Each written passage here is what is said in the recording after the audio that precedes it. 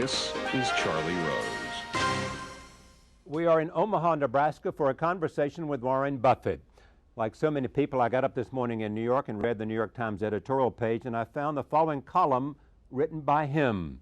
It is an op-ed which is called "Stop Coddling the Super Rich." Here are some excerpts. Our leaders have asked for shared sacrifice, but when they did the asking, they spared me. I checked with my mega-rich friends to learn what pain they were expecting. They too were left untouched. While the poor and middle class fight for us in Afghanistan, and while most Americans struggle to make ends meet, we mega-rich continue to get our extraordinary tax breaks. Buffett speaks directly to the newly designated 12-member Supercommittee of Congress, outlining the stakes for the country. Americans are rapidly losing faith in the ability of Congress to deal with our country's fiscal problems. Only action that is immediate, real, and very substantial will prevent that doubt from morphing into hopelessness. That feeling can create its own reality. He spoke to spending as well as taxes, saying, "Job one for the 12 is to pare down some future promises that even a rich America can't fulfill. Big money must be saved here." And then he turned to his theme of taxes on the rich. The 12 should then turn to the issue of revenues. I would leave rates for 99.7% of taxpayers unchanged and continue the current 2 percentage point reduction in the employee contribution to the payroll tax. His argument is specific. For those making more than $1 million, there were 236,883 of them in 2009. I would raise rates immediately on taxable income in excess of $1 million, including, of course, dividends and capital gains. And for those who make $10 million or more, there were 8,274 in 2009. I would suggest an additional increase in rate. So there it is. At a time of great political debate about taxes and spending, one of the richest people in the world looks at his country and says, people like him should pay more taxes. Warren Buffett joins me now to talk about this column, the U.S. economy, the global economy, the deficit and the debt, and what he thinks we should do about taxes. I am pleased to have another conversation with my friend Warren Buffett. Welcome. Good to see you, Charlie. All right, this is not a new idea for you. No, it's not a new idea. I've done this 3 times in terms of checking in my office, and every time I come out to be the low taxpayer, but this time I got a little more upset than usual. So you got more upset and decided you wanted to write and express what central idea? Well, we've been hearing about shared sacrifice, and believe me, the people out there know what they're talking about on that. I mean, there is sacrifice going on all over this country, and we're talking about people making sacrifices about the promises that have been made to them in the future on some entitlements. So I decided to look around and see if any of my friends were being affected by shared sacrifice, and they, like me, are enjoying these extremely low tax rates, and in the very high percentage of the cases, the very rich are paying less in the way of taxes than the people to clean their offices. Between a 10-year period, and the rich, the rate they were paying has gone down, and more of them have much larger taxable income. Yeah, well, the IRS publishes statistics. They've done that since 1992 about the top 400 earners in the country. It's not the same every year. Those earners have had their income since 1992 quintupled. Now, I don't know very many of our listeners that are going to have had their earnings quintupled. During that same period, their tax rates have gone down from 29.5% overall to 21.5%. You are also in favor of spending cuts. We have to, Charlie. I mean, we are a very, very, very rich country. We've got close to, $48,000 of GDP per capita. If you'd told me when I was a kid that would happen, I would have thought you'd lost your marbles. But even a rich country has limits, and we have promised things that we can't deliver on, and that's a mistake. But we're also in the process undertaxing the very rich. What I propose, incidentally, would not touch the taxes of 99.7%. I'm talking about 0.3% of the American public. But the people from $1 million on up, I think, should be asked to share in a little of the sacrifice that we're all being asked to share. What's the formula you're looking for? Well, I think what really gives the low rates to the very rich like me is the low tax on dividends and capital gains. If you take these rich people that the IRS singles out from 1992, they've almost had a tenfold increase in capital gains. They've had a tenfold increase almost in dividends. And those are taxed at 15%. And there's no payroll tax on it. Now, the payroll tax accounts for almost as much revenue to the government as the income tax. It's close. 800 billion plus on payroll taxes last year, and about 900 billion on income taxes. That's where the money comes from in Washington. And they don't get any payroll tax to speak of on my income. I've got my tax return here. We're going to take a look at them in a moment. and I get taxed on up to 100,000, and my super rich friends get taxed up to 100,000, and that tax hits the people in my office very, very hard. Often they have a spouse working, so they get taxed on up to $200,000, that payroll tax. And that's this year we've had a waiver of 2 points, but that's normally at 15.3%. That alone is higher than the tax rate on capital gains or dividends. You point out that the average tax rate for people in your audience, the average rate for people in your office is 36% of taxable income. 36%, and nobody's below 33%. And incidentally, the lowest income person in the office is higher than the 33. They don't have the low rate. So from 33 to 41 they range, and they average 36, and I'm in there with a fat 17.4, I think it is. And why is that? Well, it taxes, if you make money with money, you get taxed at very low rates, 15% dividends and capital gains, no payroll tax. If you make money with muscle or hard work or sweat of your brow, you get taxed at rates that move on up. And most of the people, the middle class, gets taxed at rates of either 15 or 25 on their income tax, but then they get really hit hard on the payroll tax, and that's what brings the rates in our office up to an average of 36% if you leave me out. What has happened to the tax rates for the lowest 20%? The poor don't pay any. I mean, there's 80 plus million actual taxpayers that pay tax. Incidentally, some of the extremely wealthy don't pay, but that's an aberration. But no, the taxes are falling. The high rates are falling on the middle class and the upper middle class. The argument is sometimes made by people who believe that it is always good economic policy to reduce taxes, that if in fact you reduce taxes, you will create economic expansion and economic growth. People will go out and create jobs if they're not paying as much tax. People, if they're paying a higher tax, will not make as many investments. Well, I worked with investors for 60 years, small ones, large ones, super large ones. Yeah.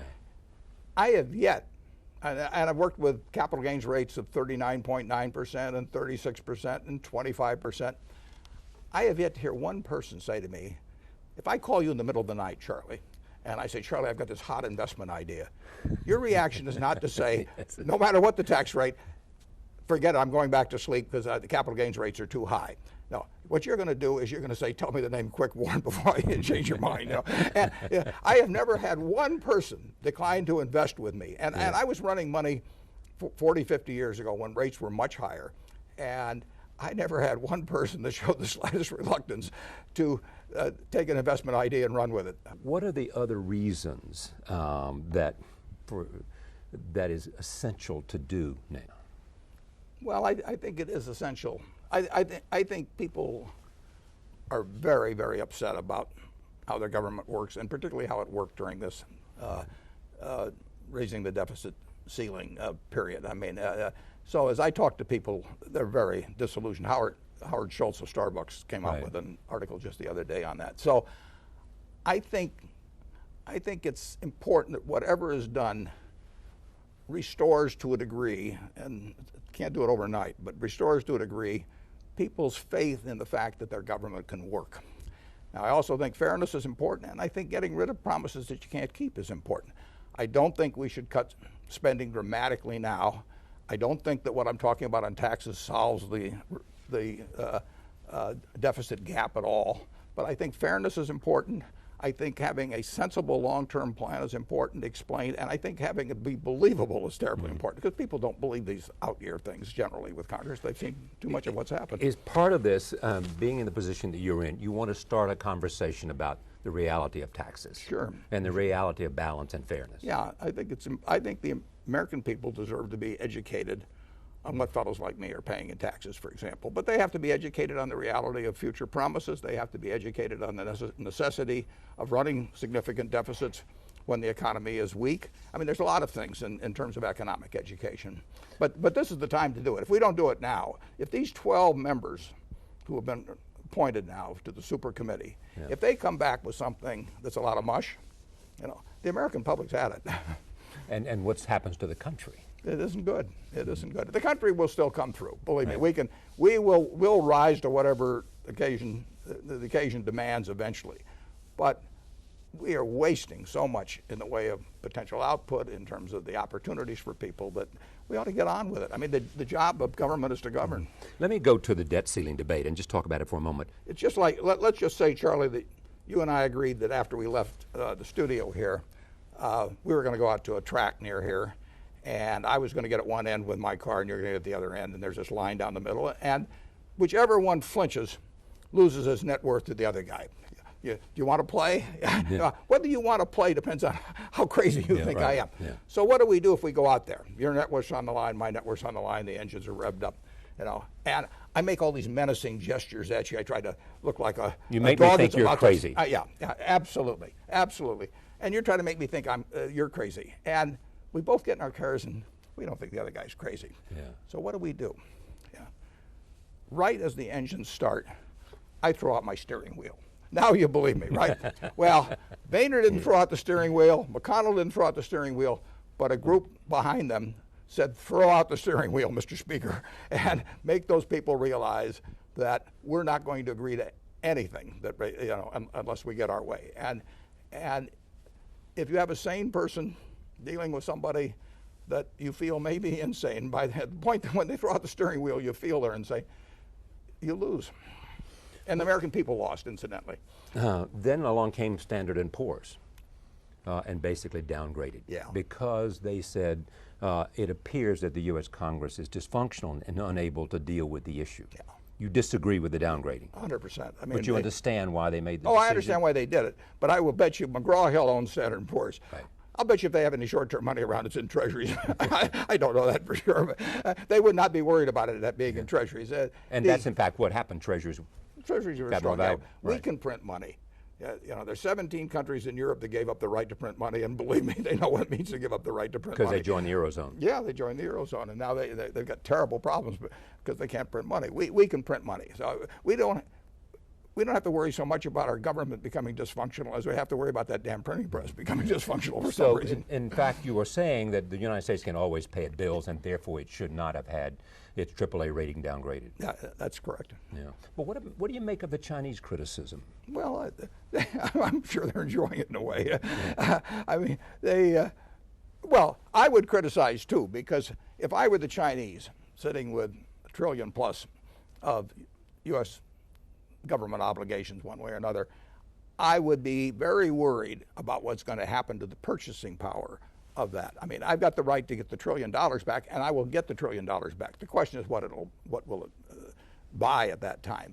And our government gives you the impression at times that they will resort to a printing press. They'll resort to a printing press if necessary. And if they do enough of that, the value of the dollar goes down, and it goes down significantly. So if you hold a lot of dollars, which the Chinese do, I can see getting very unhappy about that. What do you think of the Federal Reserve's announcement they're going to keep interest rates low? Well, that's a very, very stark statement. I mean, the Fed is saying, when they say we're going to keep rates low until 2013, that they say they're really saying the economy's not going to be very good until then. It's an unusual statement. Which you disagree with? I think there's a chance they're wrong. Yeah, I think it may pick up before then. You think the U.S. economy will pick up? Yeah, the U.S. economy is. I think it's been picking up ever since the summer of 2009, right up to last month. I mean, I see figures on 70 plus businesses. What is unusual about this is we had a huge recession caused in large part by a housing bubble. I mean, you have 67% of the people in the United States own their own homes, roughly. And those people who had a $22 trillion asset at the peak saw its value shrink dramatically. That's affecting 2/3 of the households in the United States. That had that incredible impact on the economy, and we won't come back big time until we've worked off the excess inventory that was created during our binge on housing a few years back. we are making progress on that every day, every week, every month. I mean, we are producing less houses than we are households. Household formation has to increase beyond the housing construction, housing housing, and that's been happening for a couple of years, and it's exactly what should happen. Now, I actually read some article today by people talking about blowing up a few houses or something. If you blew up a million houses, you'd probably be in balance now. I'm not advocating that. And if you started having households being formed by 12-year-olds, you could speed up household formation. But we're not going to have that either. But we are going to have households being formed. That's baked into the demographic pie. You are saying that what's wrong with the American economic growth picture right now is housing and construction, right. and every one of our businesses, virtually of our 70-some businesses, are doing better quarter by quarter by quarter, except those tied to housing. But housing and things like housing is way bigger than construction workers. Unemployment will fall significantly, in my view, when we get back up to 1 million housing starts. Because it won't just be construction workers. It will be our carpet workers, where we've laid off 6,000 people. It will be our brick workers, and go up and down the line. So the big recovery, we've recovered on corporate profits. We've recovered in terms of getting the banks back in shape. Banks are in good shape now. We've recovered in all kinds of areas. Corporate America is doing fine in most areas. It's not doing fine in things tied to residential construction. That won't come back until we work off the excess inventory. But the inventory is not as, the amount of excess inventory is not as high as a lot of people think, in my judgment. And that's why I say it could be before mid-2013. Going down to 8% or something? I think if when home construction's 1 million units or more running at that rate, I think we'll be at 7% or below. You have a bet with Peter Orzog, the former director of the Office of Management Budget? Yeah, but I'm talking settlement with him. What was the bet? The bet was on by election time that it would be down to 7.3%, and I thought housing construction would come back by that point, and I may be wrong. I may be right, but but when I will guarantee you, when housing construction gets back to 1 million units, and it can go beyond that. I mean, it could easily be 1 million too. We will have unemployment will fall dramatically to 6% at some point. Yeah, certainly below 7. Below, well, close to 6. Yeah. By 2013. Oh, I think it's likely to happen. The Federal Reserve disagrees with me, and Bernanke's a lot smarter guy about that than I am. But we are working it off. I mean, we have never had this low a level relative to population for as long as I know the figures on. I mean, this is a huge correction of a bubble that popped. And what is necessary to take place over the next 2 years in order to increase household formation and decrease the amount of construction? Well, we're doing pretty well on the decrease of construction. Right. We've not done. Demand is a factor in that. Demand's a factor, and we artificially gave it a little boost when we went with the credit, a year or two ago on purchase of homes. I think it's a mistake to try and front end it. I mean, it just delays the eventual recovery. If you've got an excess of something, if I've got too many purple dresses and I run a dress shop, I get rid of those purple dresses, and then I can start all over again with the dresses that the people want, and I mark them down to whatever it takes. You could have a bunch of rich immigrants come in and they'd all need houses, for example. I mean, if you wanted to change your immigration policy so that you let 500,000 families in, but they had to have a significant net worth and everything, you'd solve things very quickly.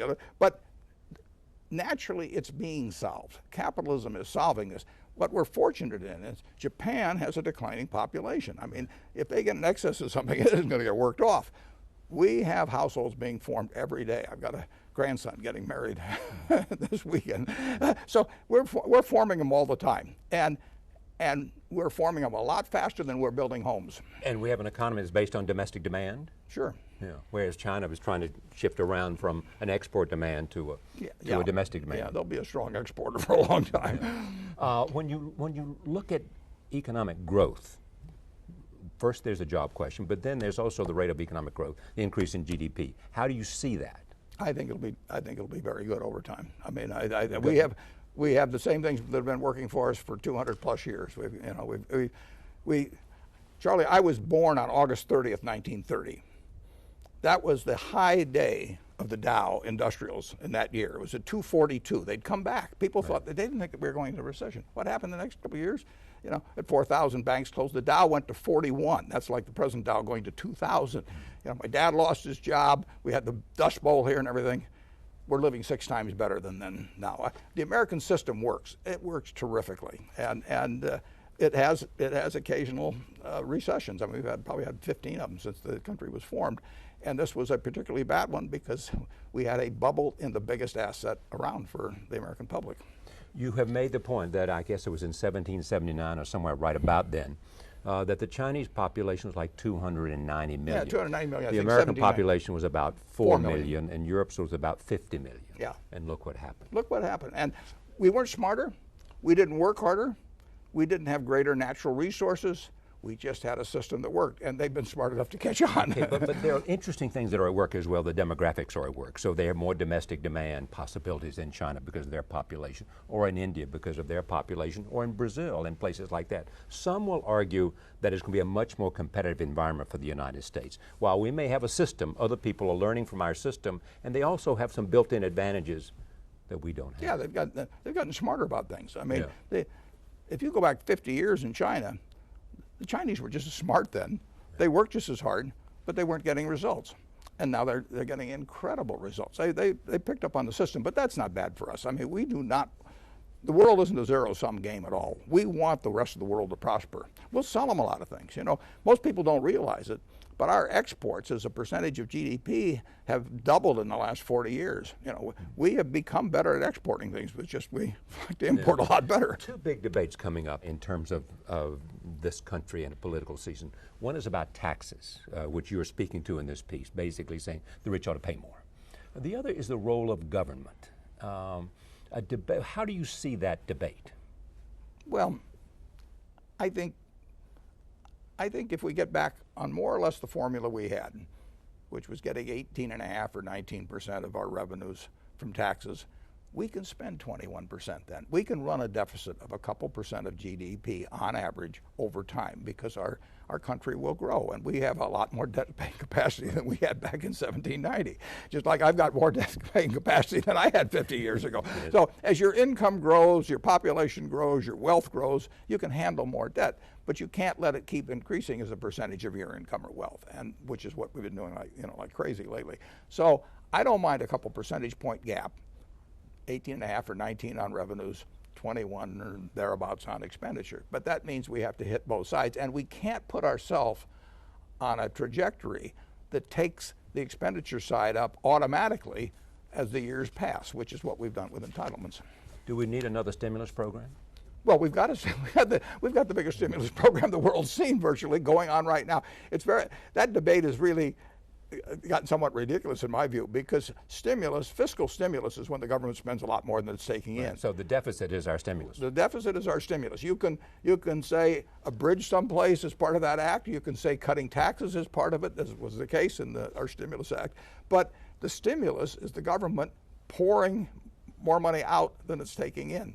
And we have a stimulus going on that's 10% of GDP, which we haven't seen since World War II. So we have a huge stimulus going on. Nobody wants to call it a stimulus because that's gotten to be a dirty word, but we have a big stimulus. We do, in my view, whether we have a 10% of GDP deficit, right, which is a huge stimulus, or a 12 or an 8 doesn't make much difference. I think that we've pushed monetary policy to the limit, we've pushed fiscal policy to the limit, but fortunately, the most important thing in terms of this country ever coming out of recessions has been the natural workings of capitalism, and I think you've seen that the last couple of years. And you are saying at this table this day you do not see the likelihood of a double-dip recession, because the only thing that needs to happen to make this economy as strong as it is new construction. Yeah, I would say there's only 2 things that could cause me to be wrong on that, in my view, and I don't think either one is people lose so much faith in government to handle things that they talk themselves into a huge funk in this country. And the second thing could be if somehow the troubles of Europe spilled over here. Confidence is an important thing. Sure it is. And there was a damage to confidence based on what happened in Washington. Charlie, I own stock in a lot of companies. If I get upset about the management, what they're doing, Do I lose confidence? Yes. Do I feel different about investing with them? Yes. I mean, you've got to have confidence in your leaders. I mean, we went into World War II with confidence in our leaders. It's vital. It looked like we were losing the war for 6 months, but we never lost confidence in our leaders. And you have to believe in them, and they have to give you reason to believe in them. Help me understand now what the danger is that we face if things don't happen as well, if Washington cannot get back on track, maintain the confidence of the American people, and at the same time make the right decisions. Because if that super committee doesn't do the right thing, that's why I'm telling them to do the right thing.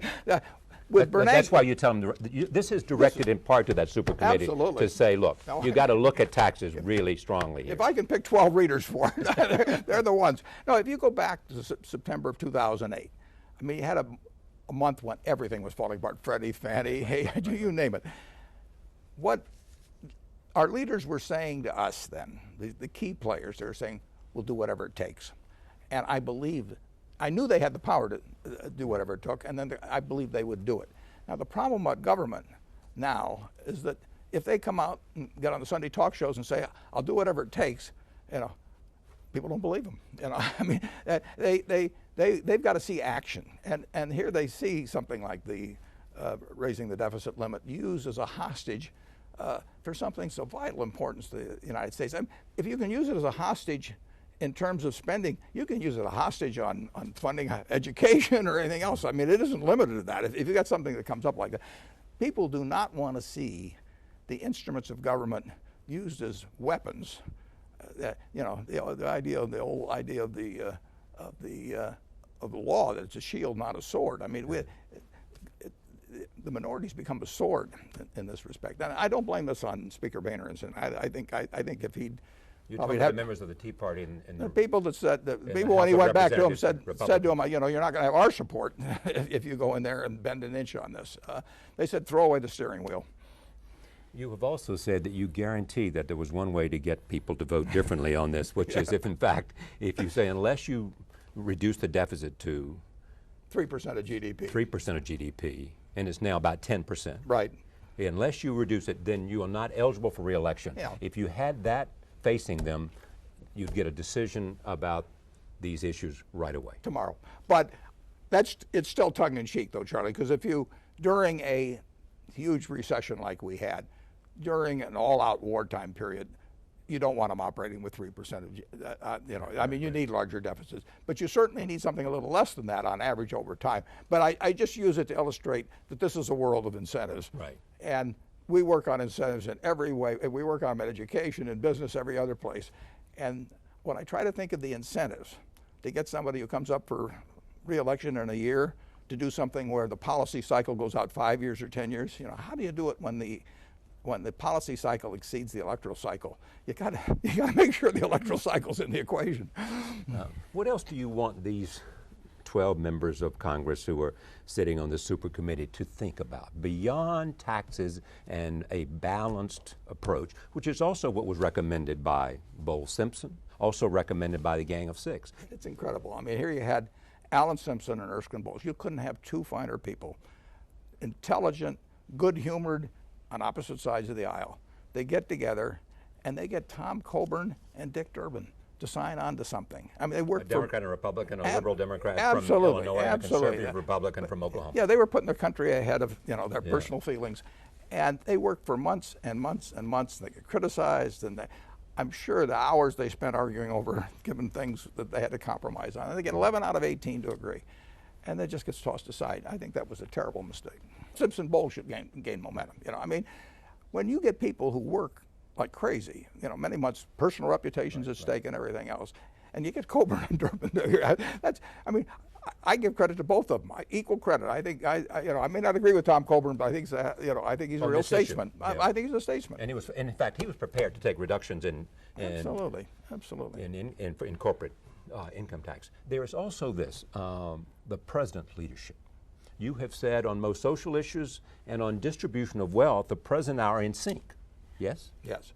What do you mean by that? Well, I just mean that in terms of a woman's right to choose, and in terms of not having the rich get by with lower taxes than the people in their office, and there are a bunch of things that I agree with. There's limits to how much you can do in that. But And what about distribution of wealth? I think that in the last 25 years, the Forbes 400, which is different than the IRS 400, Forbes 400 have gone from a couple $100 billion of wealth to $1 trillion or something like that. I mean, you've had the income of the top Americans quintuple top 400 in the last 20 years. This is becoming a nation of haves and have-nots and super haves.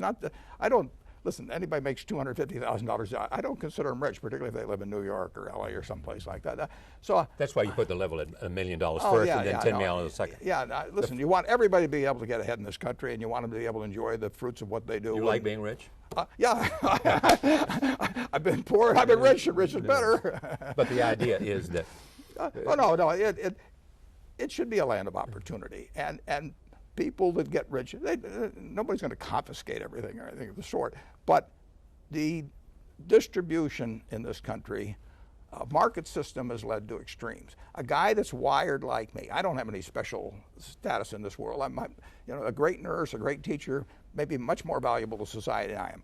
I'm wired so that I can figure out what things are worth. Allocate capital. Yeah, so I get super rich, and somebody whose adenoids are in a certain arrangement gets rich, but television makes a lot of people rich. I mean, Lou Gehrig held out for $25,000 in the late 30s. They benched him. They didn't bench him because he had break the street, but he had a long struggle. Television has made the 230 hitter or the 240 hitter, better than Ted Williams at 406. So there's a lot of serendipity. Everybody in this country owes their good fortune in some way to the rest of the country. This is your 2010 tax return. That's my 2010 tax return. What will I see there? Well, you'll see a lot of income. You'll see adjusted gross income of about $62 million. Right. But then you're only entitled to deduct 30% of your contribution. I gave away a lot. So I've got a charitable carry forward of about $10 billion. I don't think I'm going to use it up. But then you get to taxable income, and I've got $39.8 million, and then you get down to tax, and I got $6.9 million. And that comes to what percent of taxable income? I think it comes to 17.4. 17%. I added and in other people in your office are paying an average between of 36%. 36, 33 to 41. Nobody's below 33. Nobody's below 33. I think that how much of that has to do with the payroll tax? Well, a lot, because they all pay it. I pay it incidentally, but it's $15,000 for me. $15,300. And it's $15,300 for all the people in the office, pretty much. And many of them have spouses where it's another $15,300 for the spouse. So with some of them, it's $30,000, and that's a lot of money to them. A lot. And you said you want the 12 most important people can read this are the people in Congress who are on the C.E.O. committee. What else can be done to give it leg? Well, I hope the Times is a launching pad. But I think that it's a subject worth serious discussion, and I already heard from somebody this morning that they're putting on Facebook. I never thought of social media as being a way to they're putting this column on Facebook so you get a wider and a different distribution. Yeah. The 600 million. I think if the public is educated on what goes on, I think their representatives will follow through to some extent. I think some members of Congress don't even understand that, probably. I invite them to take their own tax return, and make the same calculation I did. And incidentally, I don't have a tax shelter. I've never had a tax shelter. I don't drill for oil. I don't do any of that kind of stuff. The Congress has been my tax advisor. I mean, they're taking care of me. You also make the point that in so many corporations that their biggest investment is not in plants and equipment, it's in lobbyists in Washington. So therefore they get deductions so that their effective tax rate is also much less whatever the maximum corporate tax rate is. Yeah, well, that's true, and they're entitled, incidentally, to try and, there is a big rule book up there, and if the rule book's got flaws in it, the thing to do is to change the rule book, not count on everybody being on the honor system. The rule book is what counts, and I'm probably creating a lot of a business for the lobbyists now, because they'll be very busy defending the present situation. But I think it's the rule book that has to be looked at. Do we need tax reform? Yeah, I think so. But I think I would cure what I wrote about in the New York Times this morning first. That's very easy to do. Those two things. And that doesn't solve everything, Charlie. And it would go ahead. It probably tops. It would be $50 billion a year. Now everybody talks in terms of 10 years now, so it'd be $500 billion over 10 years. But this doesn't close the gap. I want to move up toward that 18.5 or 19, and I hope we get a lot of it out of growth, but I think it's kind of silly at this point to count entirely on that, and I think we've got to move the expenditures down to 21 or thereabouts %. How do you measure President Obama's leadership on this? Because he could have done more to be in support of Simpson Bowles. Yeah, I wish he could have been out earlier. I wish he'd been. I wish he had. Both sides were afraid to touch Simpson Bowles. I mean, that's pretty clear. I mean, it made too much sense. They didn't want to be associated with it. I would say this, though, in terms of the deficit limit negotiations, when the other guy throws the steering wheel out the window, you've got a problem. I mean, if you and I get in those cars and I see you throw the steering wheel out, I give up. You win. Yeah, in fact, when you looked at the Republican debate the other night, and they asked them to raise their hand if you were in favor, of a level of spending cuts which were 10 for 1. 10 for 1. 10 for 1. I mean, everybody would not go for that. That was was 10 to pathetic. 1. That was pathetic. I mean, listen, I like Republicans. I mean, if you got Democrats on some core issue to them, they'd probably do something just as silly. But when they take that attitude, they are really saying, I want to win this primary. They are saying that the country be damned, I want to win this primary. And it means that a certain element of a philosophy on taxation has taken control of the public debate within that party. It has, particularly in terms of the primary, because the primaries push people to extremes. That's one of the problems we have in this country. But they can't believe in their hearts, all 10 of them, that a 10 for 1 ratio would in some way irreparably harm the country. But you said you're prepared to make, as I raised earlier this conversation, specific spending cuts and entitlements, changing Social Security, trying to reduce the cost of health care, which is essential. Charlie, on my tax return here, you had George Will on a few days ago, right. And George said he couldn't understand why he was getting Social Security. Here it is. Social Security benefits, $32,680. You get $32,000. $32,680. Right. And you even don't need it. A portion of it's tax-free, not a very big portion in my case. But so you make it means test. Oh, in a second. I mean, I think the idea when we've got this very, very rich family in this country, a lot of us have troubles. 60 million people live in households where the income is $21,000 a year or less.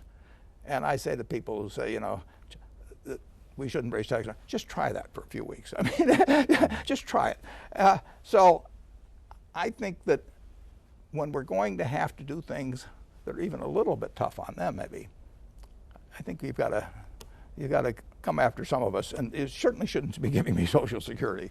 It's deposited in my bank account every month without me even knowing about it. Where does this populist instinct in you come from? I was born lucky. I was born in the United States of America. The odds were at least 30 to 1 against that. I didn't have anything to do with that. I was born wired for capitalization. I didn't have anything to do with that. So here I am. I won the ovarian lottery the day I was born. A lot of people don't. They go off to Afghanistan and fight for us to preserve things for me. I mean, when some of my friends complain about their taxes, I feel like saying, let's continue this conversation on the shores of Normandy. Let's just go over there and we'll just talk about this, how terrible your situation is. And I really think this country works wonderfully on a market system. We don't want to give it up. We have to control that market system in many ways, but it works. It works with the kind of incentives we have. It works with equality of opportunity. It's not perfect, but we've tried it. We've tried for it over the time. But the lucky ones still prosper incredibly disproportionately, under this. I'm not for having some kind of a czar and Washington decides what's proper for everybody, but I do think something that thinks about the 60 million people that are living at $21,000 a year or less in their household. I think a rich society should think about them a little bit every day. That's the America you believe in. Yeah, it is. I think it's the America most people believe in. Are you okay by Dodd-Frank, that in fact that was the appropriate reform to do? I haven't read it, Charlie. I think that there's two things that are needed to keep the financial system from going crazy. One is keeping some limits on leverage, and we didn't do a very good job of that last time. And incidentally, Dodd-Frank's devoted to that a little bit, isn't it? Yeah, but Congress, they encourage huge leverage in Fannie and Freddie. That's where the money was. The second thing is having the proper incentives for people at the top of important financial institutions. We saw institution after institution go to the government and say, we're too important to the society that you can't let us fail. So pour in the money, do whatever is necessary, and meanwhile, I'm going to go off and be rich. You know, the guy just screwed it up. I think you've got to have downside. I mean, really drastic downside for the people that run financial institutions, big ones that get into trouble. And we need those incentives, and I don't think they've attacked that yet. That can be done through the board of directors. But too big to fail continues to exist. Too big to fail will always exist. There will always be institutions that are too big to fail. Should they be they're deciding over in Europe that Greece is too big to fail. Okay, but should they be broken up? I know that. Yeah. Should those institutions be broken up? No. As one form of Federal Reserve? We decided the whole banking system's too big to fail when we put in the FDIC in effect. Right, I mean, we can't exist without them. But we have to do something to change the behavior of people that are at the top of those institutions, so they have huge downside. They didn't have downside. You know, people. I'm not going to name names, but those people did not have downside. They had downside to their reputation, but they walked away with tens of millions, hundreds of millions of dollars. So you can't have that kind of a situation exist and expect great behavior. And then you have to have some restrictions on leverage. But has that changed? The incentives have not changed very much. They say they've changed by paying them more in stock and all that, but that isn't draconian enough for me. All right. I want to come back to Omaha. Great. I know. But and look at just what the lessons of Berkshire Hathaway are for you. I mean, most of your businesses are growing. Yeah. Railroad's growing. Everything's growing. Everything's growing. Pretty much. Mm-hmm. You are finding that you need to hire new people? Sure. We're investing a record $7 billion this year in capital investment, almost all of which is in the United States. That's at least $1 billion more than we've ever invested in the past. There's plenty of things to do here. You have often said that, I mean, in a time like this, in which there are difficult times, that's the best time for you because you can have more opportunities to buy things that you think are of quality at better prices. There's no question about it. I like buying on sale. But, last Monday, we spent more money in the stock market buying than any day this year. You know, but it was buying stock. Buying stocks, not business. But buying business is very infrequent. I mean, there's a lot of happenstance in that, but you got to be ready to do it. There's much discussion in the paper about buying another acquisition of Transatlantic, I think it is. Yeah, an insurance company. We made an offer about a week ago. That offer's expired now. So that's we don't leave things out. And you don't like bidding wars either. No.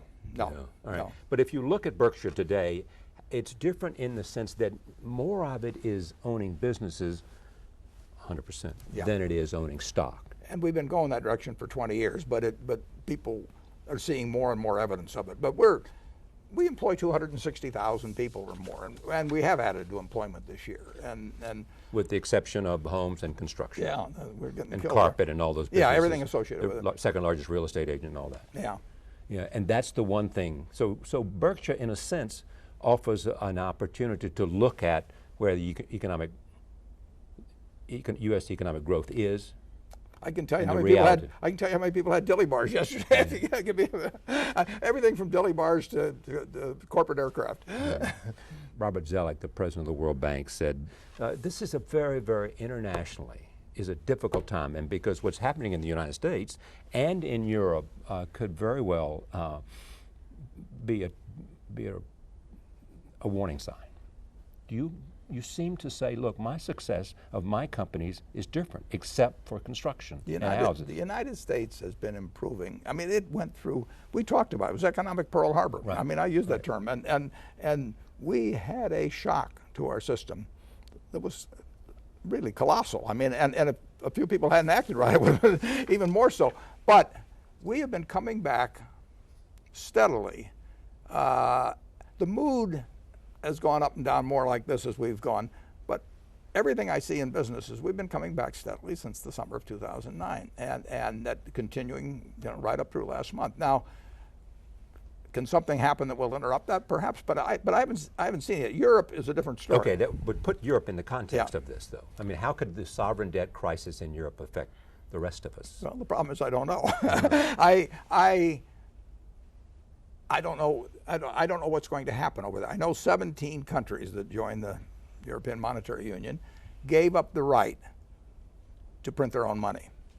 that was a huge, huge decision. I hope the United States never does it. I mean, it changes the game. To be control of your own finances, in fact. Yeah, and they linked themselves. They gave each other their credit cards and said, let's all go out. And some behave better than others, or worse than others. Should they dismantle the Eurozone? I don't know how. I mean, it's very complicated. I mean, you've got to decide one of two things. You've either got to decide that these members are actually going to get their act together, the ones that have troubles, in a very major way, because they need lots of money. I mean, they have to refund their old obligations all the time. So nobody has to lend money to country A, B, or C. I mean, in the end, nobody has to lend money to them. The United States, if nobody lends money to the United States, we print it. But not over there. I mean, if Greece owed their money in drachma, they'd have a lot of inflation and devalue and all of that, but they wouldn't have a problem paying their bonds. They gave up that right. Now, either the weaker countries get their act together in some major way, and I think that's very, very difficult, or basically the very strong companies, and we're talking countries, we're talking Germany, have to say, I'm willing to take care of my brother-in-law that's been using my credit card. Well, that's what they've said so far. Well, they've sort of half said it. I mean, that's their problem. I mean, if you're having a run at a bank and you got 10 people in front of it, no FDIC insurance, that line's not going to stay at 10. You're either going to get rid of those 10 or you're going to have 100. And so far in Europe, they've sort of kept talking to the 10, and a few more straggled up. And so they didn't get rid of the line. And when there's a run, the line only gets longer unless it gets taken care of very quickly. But what are the consequences for the United States and for Asia? I don't know the answer to that. I don't think they're necessarily extremely dire. There's got to be consequences, but Europe won't go away. I mean, we're selling a lot of goods in Europe. And our it's a huge market. Oh, it's a huge market, and they're not going to go away, and the plants aren't going to go away, and the farmland isn't going to go away. It just can be kind of an economic mess for a while. You have said before that to me and to others that Berkshire is your canvas that you paint on. It's your masterpiece. Well, I don't know about masterpiece, but it's my canvas. So what is it that, if you look at it today, Berkshire, you find fault with? Find fault with? Yeah. Well, I made plenty of mistakes along the way, so I've got a lot of brush strokes out there that if I just give me a little whatever it takes to remove that, I would do it. So I made plenty of mistakes, but I expect to make mistakes, and I'll keep making mistakes. So, because unless you take chances, you won't make mistakes. Oh, sure, and mistakes are part of the game. I mean, you're swinging at pitches, and you miss a few. But no, I don't want to sound I feel good about Berkshire. I mean, the people I'm associated with, the businesses, we have we lay out our economic principles, and I laid them out many, many years ago, and we don't change them. I mean, we try to operate that way. Doesn't mean we're perfection. You get a company of 260,000 people, I'll guarantee you right now somebody's doing something I wish they weren't. I mean, you can't have a city of 260,000 people and have no jails.